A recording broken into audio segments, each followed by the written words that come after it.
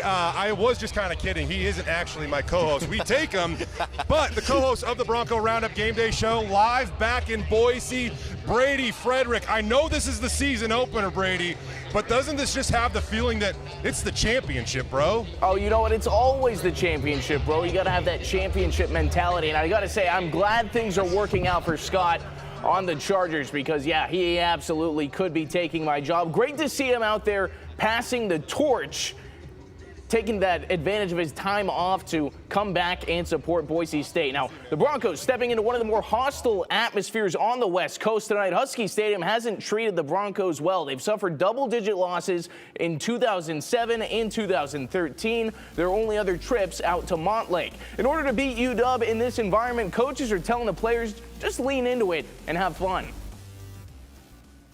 Having the opportunity to go on the road in the opening week and play the number 10 team in the nation, you don't always get that. We're excited to see how our guys handle the environment, to play our best on Saturday. These are the things that are important, the maturity of our team, the guys that have been here in the past and understanding what does it look like when we have been successful in opportunities like this and what will it take. There's just no tuning it out. There really isn't, right? Like I tell these guys all the time, like it's not going to be a situation you just go out there and you tune 75,000 people out. We got to be aware of it. You got to take it all in. You come to Boise State to play in games like this. And especially for the guys here, the guys we recruit, we're excited for the challenge.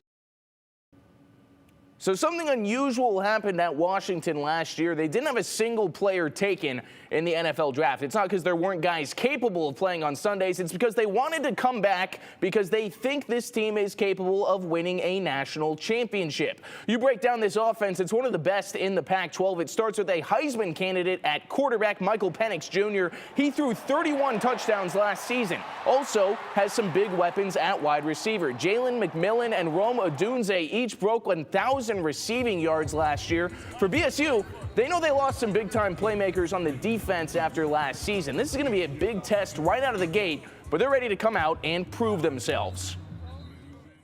They're a little frustrated, I think, with all the talks of how many guys we lost and how young. And there's guys in this building like, Coach, we're ready to go. I'll be honest, this group is very hungry and anxious to prove that. We don't try and pay attention a whole lot to the outside noise, but at the same time, you can't help but feel like, yeah, there's going to be a little bit of a chip on the shoulder of some of these guys, which is what you want. When you watch them, you're going to see 11 guys in that field that look like they love playing for each other and they love playing this game. That's, to me, is what encapsulates Boise State, especially Boise State defense, is that those guys that it's not about me, it's about us. We're going to not only match what last year's group did, but we're going to exceed it, and we're going to set our own standard of how this thing's supposed to be done.